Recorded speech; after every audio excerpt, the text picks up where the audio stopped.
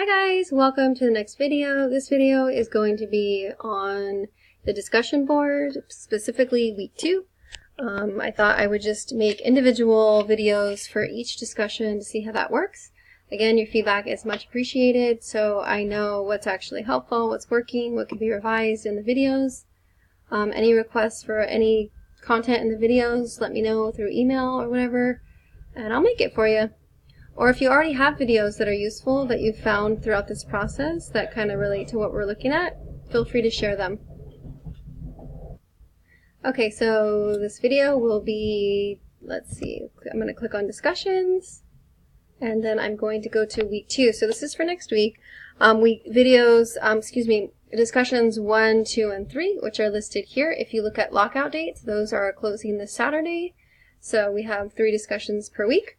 And then the following 4, 5, and 6 discussions will be closing next Saturday. So if you've already completed discussions 1, 2, and 3, you are golden. If not, you still have a little bit more work to do before you jump into weeks 4, 5, and 6. Remember, it's just a smart thing to do to complete the ones that are due first. That way you're not stressing out about having to go back. And again, they are scaffolded. You're building on your skill set. And so that will also help you a bit.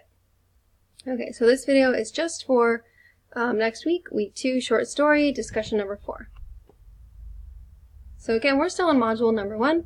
Module number 1 will, unit 1, short story will end at the end of next week, and then we will begin poetry, which I'm trying to have open for you this Friday for those of you that would like to get ahead. And I'm really excited about it. There's such good poems, and I found such good supplemental materials with YouTube and just ways that we can listen to and see the actual authors, the actual poets, and so it's just a beautiful thing. So, for this discussion, we are reading the story Hills Like White Elephants by Ernest Hemingway. It's found on page 16 in your packet, and again, your packet is just from Little Seagull Reader, which I did not have you buy. I photocopied the introduction and some of the short stories. If you were taking this during an 18-week session, you would buy this book, and then you'd also buy the drama book and then the poetry book. It's a lot. So rather than have you buy all these books that you would only use a fraction of, I made the PDF for you. So same PDF. Again, just as a reminder, I will sound like a broken record regarding the quizzes and other information. But the quiz information is the first part of this packet. I believe it's up to page 13 with the concepts. Those are the concepts and terms you're going to want to study for the quiz. So I have clicked on the PDF, and wait for it, bam. Okay, so I'm going to skim, close your eyes if you get vertigo, go fast, through the document. Again, the page number is up here. So the book itself is Roman numeral pages, so when you cite something from the book, you're going to use either Roman numeral or the actual page number, but the PDF has different page numbers. It's 21 pages. So I'm going past Kate Chopin's story, which you should have already done in discussion 3, the story of an hour. You're passing that one and you're coming to Ernest Hemingway. So I'm just going to read the beginning part so you have a little sense about Ernest Hemingway, one of the best well-known American greats. And so it says, Hemingway finished writing Hills Like White Elephants while on his honeymoon in France in May of 1927. So imagine yourself in 1927, seems like forever ago. The Industrial Revolution has come within, 15, 20 years. That means product line mentality, factory working, this kind of rise of industry in the United States, in America. It says his second wife was Catholic, and Hemingway thought himself as Catholic. Oopsie. At this time, which could be significant given the subject matter of this story. Perhaps that is why he set the story in Spain, one of the most traditional and Catholic countries in Europe in the 1920s. I'm just going to enlarge this just a bit. If I can, let's see. I had to move myself over. There we go. There we go.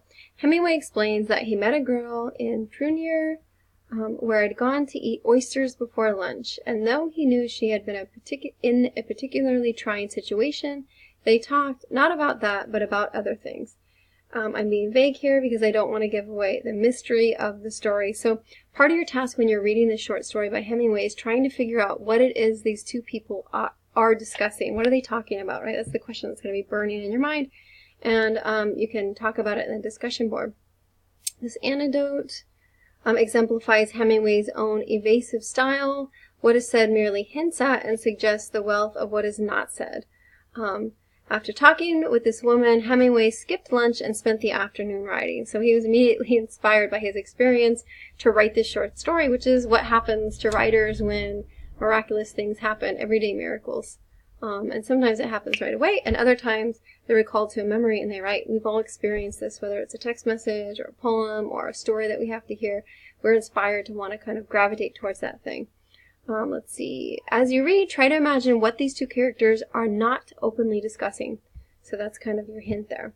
So again, you're going to read through the story. Those of you that are very serious about becoming stronger readers and writers, I will remind you to, I will emphasize and stress that I would print this document out and I would be writing all over it, highlighting it, underlining it, pointing to concepts that you're learning about short story, whether it's setting, tone, character, antagonist, protagonist, kind of making observations of those things now so that later when you go to write essay number 1, you will have kind of the groundwork already done, the nitty-gritty work that's kind of requires a little bit more time. So you'll have that done. So again, for this discussion, you're going to read over the story. I will click back so you can see it. And then highlight, annotate, take good notes. And you can even listen to it here. I found an excerpt of the story read on YouTube, which is awesome. Not to be critical, I would say this is not the best reading of the story, but it's better than not having a reading at all. If you want to be fun and creative, I would suggest you have a friend read it out loud to you, or you read it to someone else. That way you can kind of let it sink in on a different level. Oftentimes it takes reading a story more than once for it to really penetrate and for you to see the symbolism and understand the depth of the character relationships, and that's completely normal. Number 1 strategy for comprehension, understanding something, is rereading. This takes a lot of discipline because oftentimes we have to find time to read it once, yet alone more than once. But again, number 1 reading strategy for comprehension is rereading. So again, first task, you're going to read Hemingway's story, Hills Like White Elephants, and or listen to it. And then you will choose one of these questions here for the discussion board. And there's several questions, so I'm going to read them so you can kind of see which one sparks your interest. As writers, as thinkers, as creators, you want to glom onto whatever is the most exciting for you. So here we go. What is important about what is not being said in the story? Point to a line in the story to explain. Who is or are the narrators of the story? What is their relationship? How do you know this? Describe the setting and discuss its importance to the story. Reference a line from the story. Is the male character admirable? What does he want? How do you know? One way of kind of really understanding story is to ask yourself, what does the character want? This is super important with films because this is like the driving force of the film is the character wants something. They have to want something in order for the story to move. Next question is similar, but with the female character. Is the female character admirable? What does she have going for her? Explain with textual evidence. Why does she look with fascination at the fields and trees across the plain? Is her comment about the hills being like white elephants silly or profound? Explain. Remember, the title of the story is Hills Like White Elephants, and so as readers, we have to be discerning and pick up these cues and then try and figure out, like a puzzle, putting it all together, what does it mean? This is why literature is absolutely exciting and daunting at the same time, because our brain is kind of working overtime to put the pieces together. But have fun, be creative and trust your instincts. You know, creativity that lives far outside of a box, and so you can listen to that inner voice and follow it and see where it takes you as you make meaning. The next question is, what is the overall tone of the reading? Pick out specific instances to support your claim. And the last question is, explain and analyze the symbolic meaning in the text. Choose one of these symbols: hills, landscape, white elephant, railway junction, and so those are your options. Since we are on here right now, I'm going to edit this because I saw a typo. And this is an English class, and guess what? I have time to do it. No time like the present. Just gonna scroll down here. So again, you're gonna pick one of these questions, and then you're going to have fun with it and see where it takes you. There we go. And then your last task is to read other classmates' posts and respond thoughtfully, engaging in a conversation and adding to their ideas.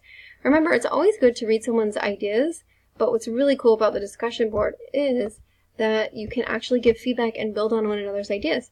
So when you go back to connect with the story, if you decide to choose this one for your essay, number 1, you'll have all the ideas and creativity created by the class together that you can draw on as evidence to support whatever argument you make about hills like white elephants. So that's what's happening in this discussion. It is for week number 2, discussion number 4, short story, Ernest Hemingway's Hills Like White Elephants. I hope you found this useful, and good luck with your creativity and your thought process. Trust your intuition and try it and see what happens.